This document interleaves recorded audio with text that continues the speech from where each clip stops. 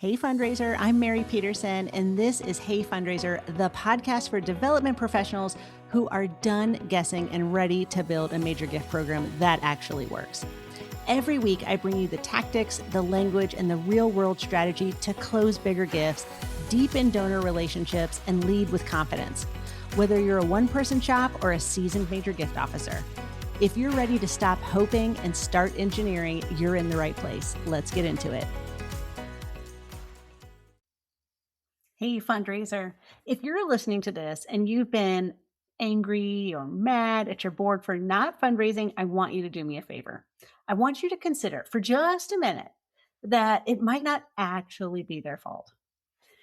That is not me letting your board off the hook. Your board has obligations.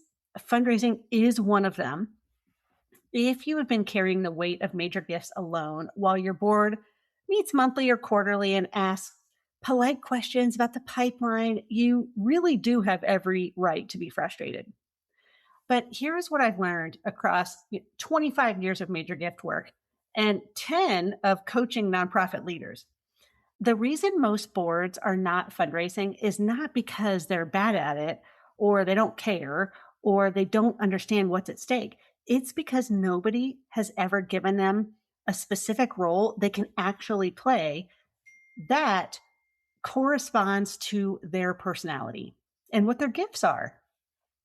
We say things to the board like, we need the board to fundraise. Every board member should be giving and getting, and we mean it. But those instructions are so vague that they translate in the mind of a board member kind of into the development director wants me to do something I don't know how to do, I'm scared of, and was never trained for.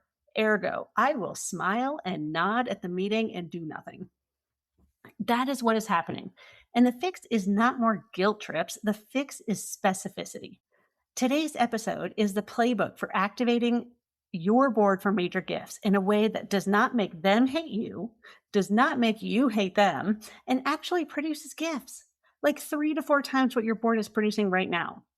And it's without adding a single thing to anyone's plate that they do not want there. So let's kind of dig into it. I've wanted to do this episode for a while now. For many years, I was very frustrated with boards. My boards, my clients' boards. I would volunteer on boards, and for a long time, I gave up. And even if you've been to some of my speaking engagements and some of my webinars, I've actually said in the past, maybe we shouldn't count on our board to raise money because in 25 years, one time have I actually seen like an optimally functioning board. And that was such a sophisticated organization. Whereas, out of thousands and thousands of boards, just one that I actually found that was like healthy and raising money and moving the mission forward and governance and like all the things. The board activation conversation comes up in almost every coaching call that I have. The executive directors are exhausted by it. The development directors are exhausted by it. And boards are exhausted by being asked to do something nobody has really ever clearly defined. I mean, if you really think about it, we think of our board members as like full-time fundraisers. They don't understand words like cultivation and moves management, yet we talk to them like they understand it, and they really don't. So here's what I'm going to dive into today. I'm going to give you 3 reasons most boards do not fundraise and why each one's fixable. I want to give you 5 very specific roles every board member can play in major gifts. Even the introverts who despise being in a room with strangers, all the way to the social butterfly who knows everyone and just can't wait to talk about the organization. And there's a role for everyone in between. And then I want to talk through all 5 with the exact language to use when you're assigning each role to each board member. I want to talk to you about a board prep document that every development director should be sending, like what mine looks like and what you should include in yours. We'll also cover the give, get, or get off myth This is like the oldest fundraising mantra, and it's killing your board engagement. I have better ideas for you. I want to give you a real story. And then, per usual, I want to give you super tactical things that you can do like Monday morning of this week just to start the shift. Quick note, if you find this episode useful, the single best thing to do is to forward it to your executive director or your board chair. Like the conversations I'm going to teach over the next, 45 minutes or so are conversations between two people. You, as the fundraiser or executive director, cannot run them alone. So, this is one you want to forward. Plus, this is just an exercise in being kind to your future self, fundraiser. Okay, let's get into it. So, why do our boards not fundraise? I mean, let's just be honest. Because if you can't name the real reason, you just keep applying fixes that don't work. It's like band aid after band aid after band aid after band aid. Let's just surgically fix the problem. And there's really three reasons. And almost every underperforming board falls into at least one of them. Most fall into all three. So, reason one is they've never been given a specific role. Most board members were recruited with super vague language about, I'm doing air quotes, helping the organization with fundraising. And they never really had specific fundraising expectations. And when you say to somebody, we need you to fundraise, the board member hears, oh, I need to ask my friends for money. And that is the only definition of fundraising most people know. And most people will avoid asking their friends at any cost. The other thing they immediately think is, oh, I need to either write a grant or ask a corporation for a gift. And it's not really that either. Specificity creates action. Vagueness creates avoidance.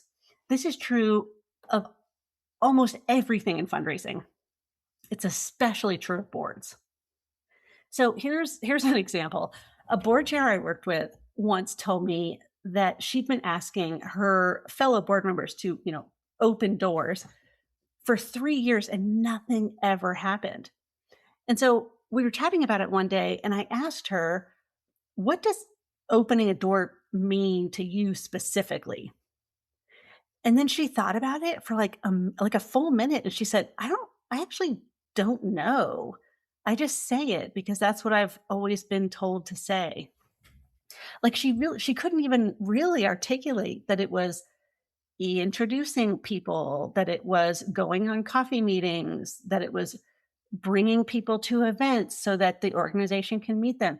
Like she literally just, it was just part of her vernacular and she just used it all the time. So if that board chair doesn't know what opening doors mean, I mean, think about the board members. They're not really going to know either. Now, I'm not saying, this is just one example. I'm not saying that board members don't know how to open doors. Just one example. Okay, reason two is they were trained in a model that just doesn't work for them. So the conventional wisdom is the give, get, or get off model. Board members are told that they either need to give a major gift themselves, get one from someone they know, or leave the board. Now, this sounds tough and quite accountable, and it's actually the fastest way to lose your best board members. Why? Most thoughtful people do not want to be reduced to a fundraising target. They join the board because they care about the mission. Like the give, get, or get off framing tells them that their value is quite transactional, and most will quietly stop showing up. Like there's a better model that we're going to get to. But for now, just know if your board has been trained to like give, get, or get off, you're kind of starting from behind. So we're gonna dig into that in a minute. The third reason is the fundraiser or the executive director has not asked them to do what they would actually love to do. And this is the crux. I mean, most board members would love to help with fundraising. They would just love to help in their way. Like you're introverts, They're not going to love going to the gala, but they would love to write 5 handwritten notes every quarter. Your social butterfly would probably hate writing those notes, but would love to host a small dinner party for you. The retiree who is bored and really looking to do something meaningful with their time would probably love to make 5 thank you calls a month.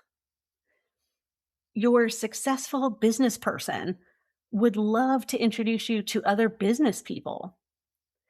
None of them want to be asked to do the same things as everyone else. And nobody has asked them what they would actually want to be doing. So they get the generic ask and they say no in their head and yes at the meeting.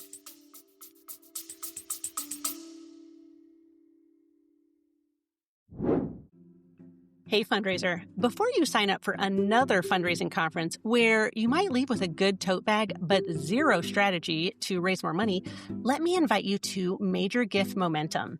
This is my private coaching group where you'll get weekly coaching calls with me, access to my full major gift curriculum, and a community that's actually moving the needle.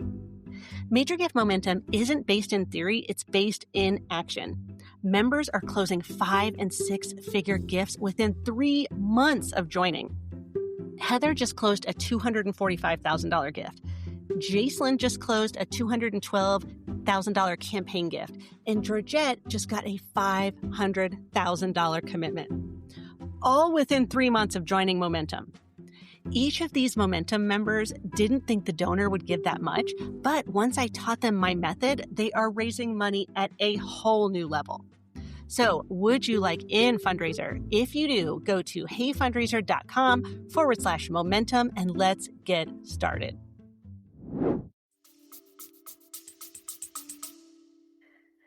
This is the bad news, but now the good news. As you know, and you've listened to any of my podcasts, eternal optimist, almost toxically optimistic. But there are 5 roles every board member can play in major gifts. I mean, and one of these 5 is going to fit every single person on your board. Your job, my dear fundraiser, is to figure out which one and then ask them to play that role. Now, you'll notice when we start to go through the roles that some people might fit 2 roles, which is awesome. Some people might fit 3. Amazing. Some people might be all 5, in which case you have found yourself a unicorn that you want to keep forever. Okay, here's the 5 roles. None of them require a board member to actually make an ask. None of them require them to do something that they will despise you for. And every single one moves major gifts forward. So role 1 is the connector. These board members are your social butterflies. They know a ton of people in the community. They network. They're the person that can introduce you to anyone in town. And that's what they do. They make introductions, not asks. They make introductions. They can get you in the room with someone you would not otherwise meet. And then they can let you do the work. So these are people that when you have a gala, they're going to bring 3 tables. They're going to fill every seat and they'll be the funnest tables in that room. So here's kind of a script that I like to use when I'm talking to connectors, and notice the specificity here. So I usually say something like this, Claire, I want to ask you something that uses what you do best. You know more people in this community than almost anyone. There are 3 prospects I'm trying to get a meeting with this quarter, and I am stuck. Could I send you the names and ask if you know any of them well enough to make an introduction? Not an ask. I'm just hoping to land a coffee or an email, and I can do the rest from there. Easy breezy. So this is something that Claire would be like, oh, yes, send me the names.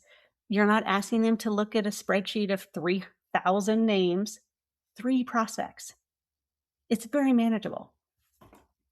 Okay, so that's the connector. Now we have the steward. These are board members who are warm and lovely and personal and just so good with people. They may not be the loudest or the most connected, but they are the ones who remembers people's kids' names. They're the ones that are like, "Oh, so and so just had their 40th wedding anniversary and I sent a little card." Like just the warm and gooey people that are so awesome. Now, what the stewards are fantastic at is making thank you calls. They write notes, they check in on donors after a gift. They're kind of like relational glue between the organization and its supporters. I mean, they can do things like follow up with a board member who has surgery or a major donor who had a health scare. I mean, they're just these people that know how to handle those situations with such grace, and people feel so lovely after they've called. So here's what I normally say when I'm trying to engage a steward. I would say, I want to ask you to help me with something that I'm just not that great at and you are so good at. Every quarter, we get gifts from donors who are deeply connected to us. And we send them a thank you letter, of course. But I think it would be more meaningful if a board member called them personally. Could I send you a list of 5 donors each quarter and ask you to make those calls? It probably will take you about 30 minutes a quarter, but it really makes a massive difference and it changes how those donors feel about the organization. And I'm not asking you to educate them, I'm just asking you to call and be your normal, lovely self. That's it. Those are your stewards. They are the kings and queens of stewardship. They just don't know it yet. Okay, so the third role is the host. These are board members who love to entertain. They throw dinner parties that people remember. They have a beautiful home. They are comfortable as like the convener of a gathering. And they like to create experiences for prospects and donors. And some they might not even know. Like they're even okay inviting people to their home that they don't know. Now, I know we've talked a little bit about the host. This doesn't have to be a dinner party. I mean, it could be a tour of the organization, that you do once a month with this board member. Okay, so they can host small dinners, they can do tours, 10 people in their home or on this tour with the executive director present, and the conversation is just focused on the mission. So again, the host is not your asker. They're so good at just curating a room where the ask actually becomes possible. It becomes this very natural, lovely next step in the event. So when I'm asking a host to, kind of do something, this is what I would typically say. Beth, you are someone people say yes to when you invite them. And I'd like to take advantage of that. So, twice a year, would you consider hosting a small dinner party at your home? 8 people max. Now, these will be mostly donors and prospects that we're trying to deepen relationships with. If you're interested in doing this, I'll provide the guest list. The executive director will be there, and all you have to do is just do what you do best, which is making people feel welcome and steering the conversation. There's no fundraising in the room, just connection. This is something that Beth would salivate over. Okay, our fourth role is the storyteller. These are board members who have a personal story with the organization. Like either they were once served by the organization or their family was, or they've just given for a long time and understand all the intricacies of the organization and just have real reason to support it. Or they have a powerful way of articulating why the mission matters. And these are people who can move a room to tears. Now that room could have 800 people in it and it could be a gala. That room could be 8 people over at Beth's house. Like when they speak, people listen. So at a donor meeting, at a small gathering, at a board prospect introduction, like their job is just to be the credible, amazing human voice for why the mission matters. So when I'm talking to a storyteller and asking them to do something very specific, remember the specificity is key here. This is what I would say. Your story with the organization is more powerful than anything I could ever say from the development side of the house. Would you be willing, when we have an upcoming donor meeting, to come with me just to share your story for 5 to 10 minutes and then let me handle the rest? You don't have to make any asks. You just have to be you and tell people why this organization has changed your life. That's it. And most people say yes because they enjoy talking about it. They enjoy storytelling, and it's something that they won't despise you for. Okay, role 5, the closer. These are board members who are confident around money. They are comfortable with asking, and they themselves have given it a level that they would be asking from. So sometimes these are business owners, executives, just philanthropists, people who have raised money before. What they don't do is strong arm people. You always have that person that's like, oh, I'll call my friend and get him to make a gift. And you're thinking, no, that's not joyful. And because you want everything to be joyful. And it's more like arm twisty than like a beautiful, touching experience. These are people who don't do that. These are people who understand and can ask for money in a very elegant way. And these are the only one of the 5 roles that participate in the ask meeting. The only one. Now, they don't always participate. It's not every donor gets a board member, but when the ask requires like peer-to-peer credibility, the closer is the one you want in the room with you, making the case that this is worth the investment from one peer to another.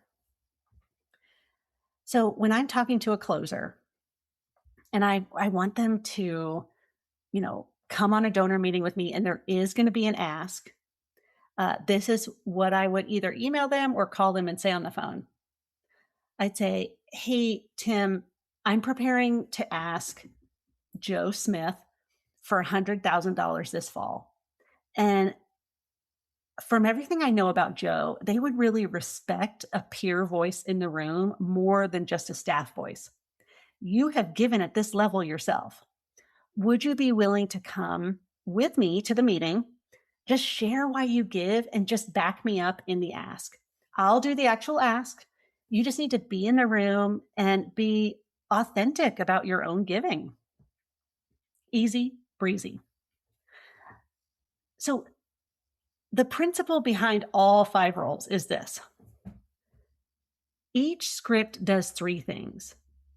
It names a specific skill that the board member is going to bring. It gives them a very specific task with a clear scope. It tells them what they do not have to do. Like I think I specifically said, like there's no making asks for the steward. There's no fundraising in the room for the host, etc. So here is my little perfect formula for you. Specificity plus scope plus relief equals a yes. When you do this, they are going to lean in and help you fundraise. So we've talked about why they don't love it, right? We've talked about how we can think about each board member's unique skills and gifts. Now, I want to talk to you about a little prep document and like a pre-meeting, like a one-on-one, because these are things you don't always want to do at a board meeting in front of everybody. So you've got the roles. Now you just need the system. There's 2 pieces.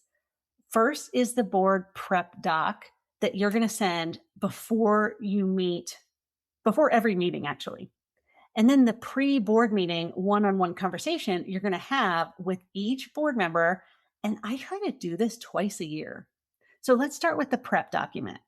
It's a 1-pager that you're going to send 5 days before every board meeting. It's not the financials, not the program update, This is a major gift section. It's very exciting, actually, now that I think about it. I'm getting worked up.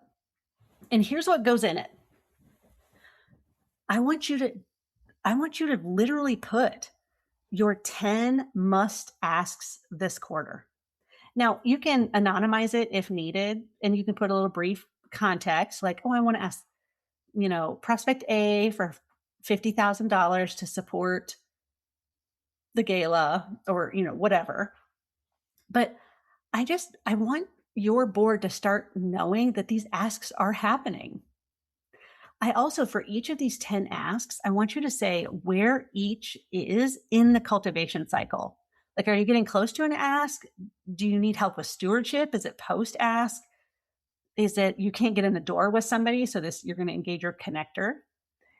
And specific asks for your board members to help this month by board member name, by role. So at the top of your prep doc, all you're going to say is like, hi, board members, attached is our major gift prep doc for next week's meeting.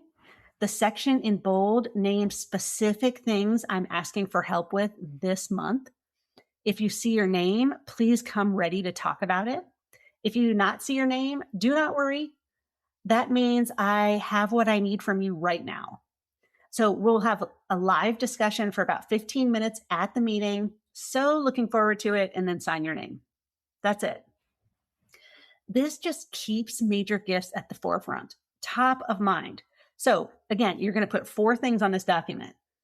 Your 10 must asks for this quarter, where each one is in the cultivation cycle, specific asks for board members to help you this month by board member name and role. And then you're going to celebrate the wins from the previous month or the previous quarter, or you can have a running list of wins to date. And thank the board members that helped you. Okay, so now there's the pre-meeting, one-on-one. This is something that I would recommend that you do with each board member at least twice a year. And you can do this by phone. I would not do it by email because two-way dialogue is very important. The purpose is really to figure out which of the 5 roles they want to play and what specifically they could say yes to in the next 2 quarters, right? Like if you're doing this every 6 months, if you do it in January and you do it in July, you can say, okay, let's work through the spring. Let's talk about how you can plug in. And then if you're doing it in July, you can talk about year end, or if you wanted to host, a picnic in the summer for your top 10 donors. I mean, things like that. Okay, so I want to give you 3 scripts and really depending on the board member. So the first script is for board members who have just been quiet. You know the ones. So what I would say is something like, hey, Sarah, I wanted to grab 20 minutes with you because I've been thinking about how to make better use of our board around major gifts. You have so much to offer, and I do not feel like I have been asking for the right things from you. So could we walk through the rest of the year and just kind of figure out 1 or 2 specific things that you would actually like to do? This is not the generic board duty things. I'm really looking to plug you in with things that you might enjoy and where you're most comfortable. Easy. Okay, so here's a script for a board member who has been maybe fairly resistant in the past. Hi, Melinda. I know fundraising has not always felt like part of the board service you wanted. I do not want to push you into something that does not fit. What I want to do is sit down with you for 20 minutes to figure out together if there's a way you would be comfortable helping, and kind of to take everything off the table that doesn't feel right for you. So if you're open to that, let's get 20 minutes on the books. And then script 3 is for board members who they're overcommitted, right? And we know that they're working, they've got kids, they're on another board, they're on maybe 2 other boards. It's a lot. But because they're overcommitted does not mean that they can slide on what they've signed up to do for your board. So I would say something like this. Hi, Bruce. I know you're stretched thin and I do not want to add to your plate, but I had an idea for something small, under an hour a month, that I think would use what you do best without taking much of your time. Could I run it by you? Let's just get a 15-minute call on the books. So that way, you're saying that you understand that he is overcommitted, but you're still asking him to fill in where he would. So every one of the scripts that I just read, it really starts with respect for who they are. I mean, none of them start with what you need from them. So board members, they're going to give you 20 minutes when the conversation is about them. They will not give you 20 minutes if the whole conversation is about your fundraising goal, because they would rather understand how to plug in than listen to strategy that they don't understand. Okay, we talked about the give, get, or get off myth. It's not great.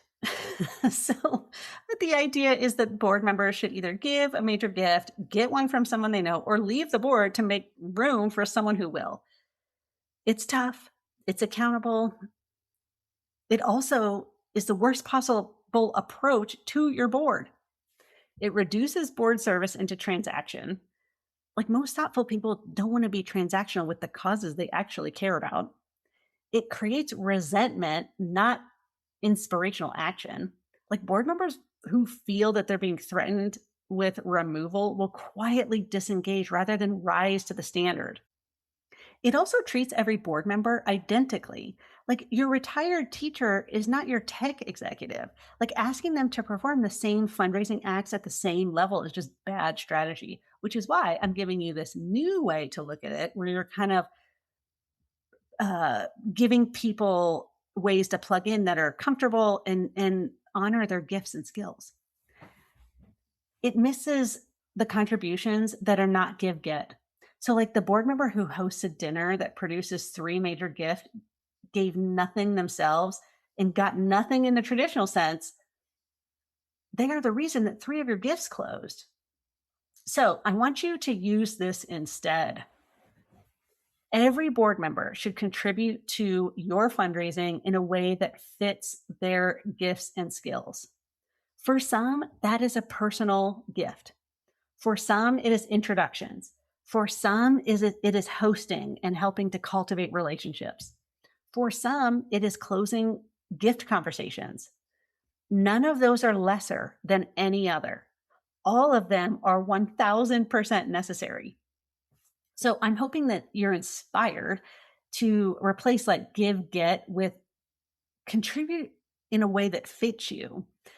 The first frame produces resistance, and the second frame produces commitment. So if you have a board member who is genuinely disengaged and contributing nothing in any form, that's a separate conversation. And the right one is honest and direct, not a coded threat like dressed in a slogan. Now I want to give you a little story. So last year I worked with a development director. She was at a mid-sized human resources nonprofit. She had a board of 18 people. In the prior year, those 18 people had collectively been responsible for $0 in closed major gifts, not zero personal gifts. The board actually gave. I mean, they gave modestly, they gave appropriately, but they had a 0 in the column for like gifts the board helped open. And this is more common than people admit. And if you're cool with like, hey, my board, they're givers, they're not getters, then that's cool too. But here's what we did to solve her problem. The very first thing we did, and this took us about 6 months to kind of fix, but I'll take you through the journey. This is what we did. In week 1, we sat down and we mapped out the 19 board members into the roles that we thought they would identify with. Now, some clearly fit, some were completely unclear. And so we kind of tentatively assigned, and then we confirm all of these in our one-on-ones. So the result of that mapping was we had 6 connectors, 4 stewards, 2 hosts, 4 storytellers, and 2 closers. By the way, fundraiser, there's really only like 2 or 3 closers in any board. You're never going to have a board of 100% closers. Like, just get comfy with knowing there's only going to be 2 to 3 closers. And if you have 2 or 3 closers, like, high five, like, you're doing good. Okay, so that was week 1. We kind of sat down, we tentatively assigned a role that we would then say, this is where we thought you'd fit, but tell us what you're thinking. Okay, so for the next couple weeks, she did the pre-meeting one-on-one with all 18 board members. It was about, I mean, some were 8 minutes. They were super quick calls. Some were 25 minutes, but she did them all. In every single conversation, the board member said some version of this.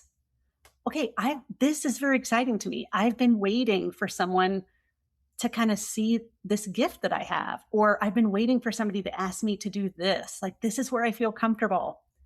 Music to our ears.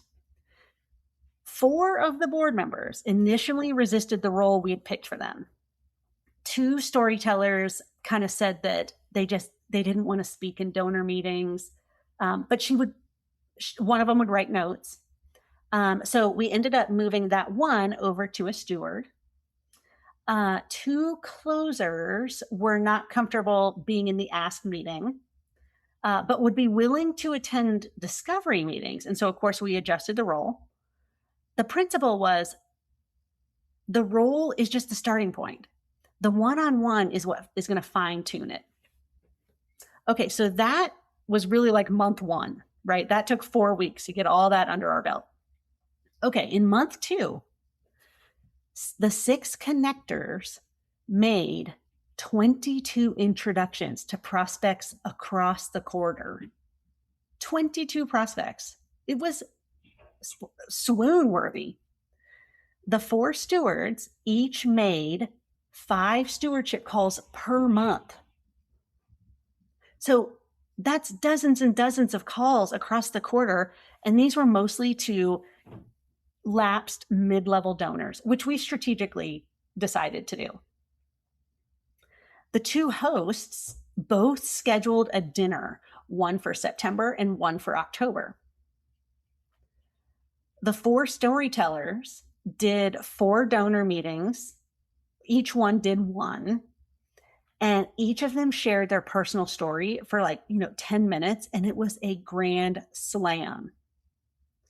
And then one of the closers attended 2 different ask meetings as the peer voice. And both of those gifts were closed. So as you can see, by the end of month 2 and 3, things were taking shape. Okay. So by the end of that first quarter, of the 22 introductions, 14 produced meetings. 3 produced gifts that month. Okay, of the stewardship calls, 6 people increased their gift that next quarter. These are donors who went from 1 to 5K up to 5 to 10K. 1 dinner host had their event and 2 new major gift conversations. 1 closed at $75,000. The other host has not had the dinner yet. The storyteller meetings, 2 of the 4 produced gifts around the $25,000 range. And the closer meetings, 1 is still thinking about things. The other meeting came in at $100,000. So in 4 months, approximately $400,000 in major gifts were moved.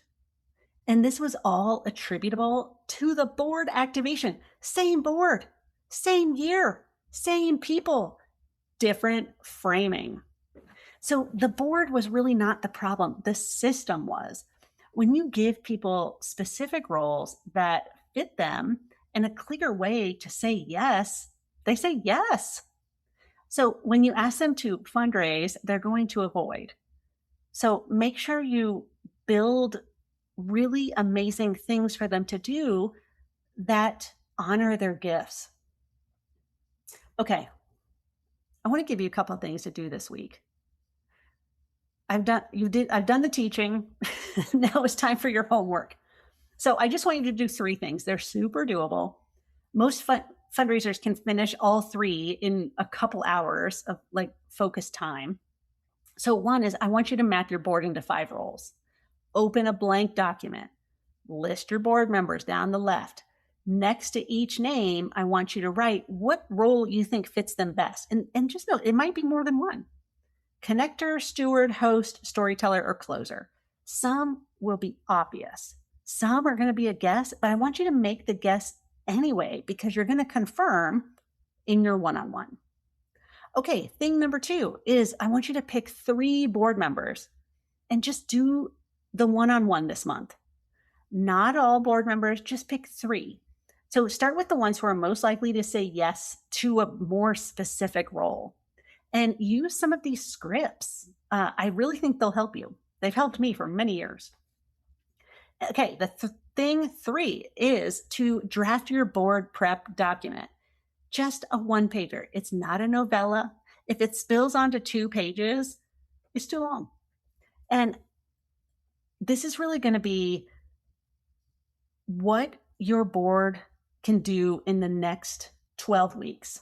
So just draft it now. Like the act of drafting it kind of forces you to clarify what help you actually need from the board.